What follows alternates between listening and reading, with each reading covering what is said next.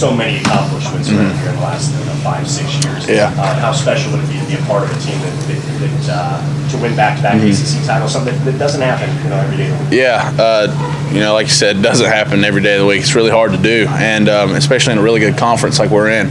And just being able to kind of get to that level of consistency, and just really goes back to the guys that really paved the way back in 2012, 2013, guys that paid the price, and it's really special and something that would be very special for me and all the other seniors to be able to kind of leave our mark on this university. What do you know about this Virginia Tech team that you're playing? Obviously, you guys played in the season. Yeah, really, really good football team, disciplined. They play the game the way it's supposed to be played. They play hard, play fast. They obviously know what they're supposed to do, and defensively, they don't miss a lot of assignments. Obviously, Coach Foster is one of the best in the business. I mean, he knows.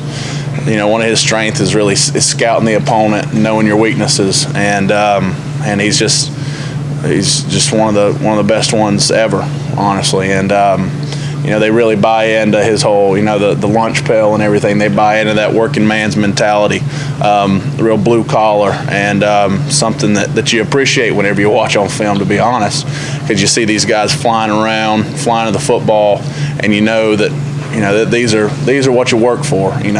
Times like this, where not only is a championship game, but to play teams where they don't quit, they play till the echo of the whistle, and it's going to be fun. But real athletic up front, can move, but at the same time they play knee high to a grasshopper. They don't pop the pads up or anything. So they're really talented, and it's going to be a really good challenge for us.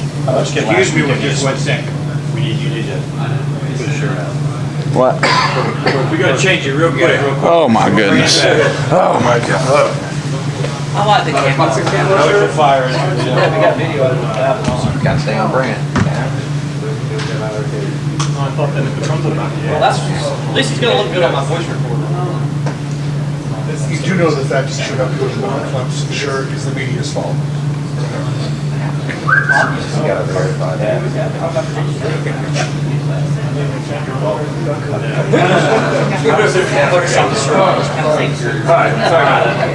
Carry on. All right. Yeah. Now y'all got a little peep show. I couldn't see your chest before. I know, right? Yeah, now y'all got a little peep show going on. Well, now that we're reset, how much can you guys use last week's game as a springboard? I mean, a dominant performance, and Virginia Tech did the same thing to their rival. Can that give you momentum heading into a championship game? Oh yeah, it gives you a lot of momentum, gives you confidence in what you're doing. And like you said, they had the same kind of win though, and so they're going to be flying high. Obviously you've seen things that they said, right after the game, they're looking for us, they're coming for us, and that's great. That's how it should be, and that's how we've approached every game. Is we are the target, and we know that we're the target. But it just riding the momentum in and really hitting our stride these last few games, and hopefully we have 3 games, and just once again really excited. But you got to control the emotion, control the excitement. You can't play the game on Wednesday or on Tuesday. You got to play the game on Saturday. So pretty excited, the challenge that we got going in. So you said you reached out to him after the game. What prompted that, and what was your message to him? Well, just kind of between me and him, we had just talked about it, and just let him know that that's not what we do. So if anything was said, it's not how we are, not what we are as an offensive line team, university, and we have a good culture around here. Just really classy culture. Obviously, that's something that Coach Sweeney really prides himself on is recruiting good people, having good people here, and we do have good people here at Clemson. And but kind of what was said between me and him are we'll keep it between us, and but nothing bad was said or anything like that. So was he appreciative of you reaching out? Yeah, he was appreciative, and and I'm glad that we could have the conversation that we did. How much did it mean to you to be recognized by the ACC media yesterday? And they had so many recognized, 14 on the first 2 teams of the Clemson record.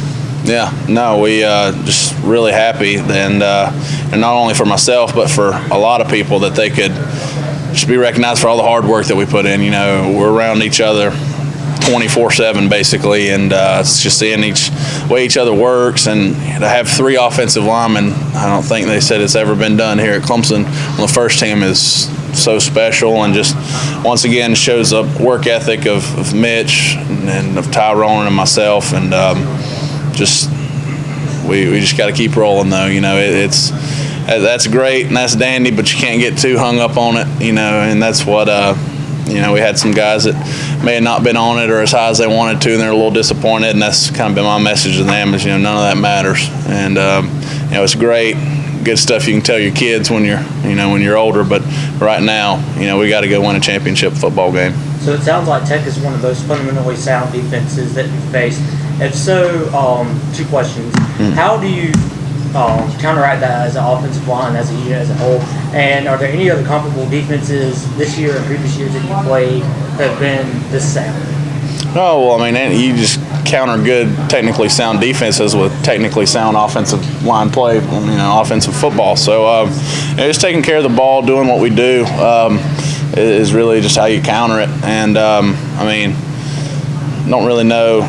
You know, the good thing is that we see some of the stuff that they do every day in practice. So that's a big positive for us. But flip side, they see basically the same offense that we run every day in practice. So you know, it's going to be a really good challenge. I mean, once again, they're well coached, obviously, by the way they play, by the way that they're just so incredibly disciplined, and it's going to be fun.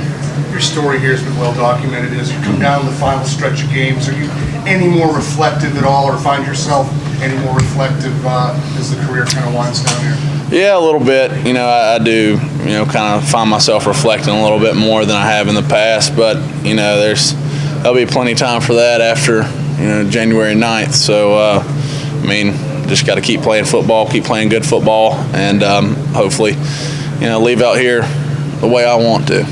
Have you taken a lot of pride and a lot of just, motivation is the right word, and the fact that you being so vocal about your story has really been an inspiration, as Dad will call it earlier today, to a lot of people? Yeah, and you know, what's the point of having a story if you don't tell it? And so just really glad that, you know, like you said, that I could be an inspiration for people, and that was kind of my goal, is, you know, to not get, you know, talked about it in the media or anything, but so that if people were to happen to hear my story, that they could kind of take it and learn from it and say, hey, that guy can do it, so can I. So yeah, I'm just really proud of you know, what I've been able to do, but you know, just got to keep on going, and hopefully I can write my story a little bit longer. Has it made the team results, the team success, and your individual accolades, has it made them even sweeter, you more appreciative of them because of what you came through to get here? Yeah, well, and you know, anytime that you can kind of look back and just, I guess, marvel on your hard work and everything that you've been through, I guess it does make it a little bit sweeter.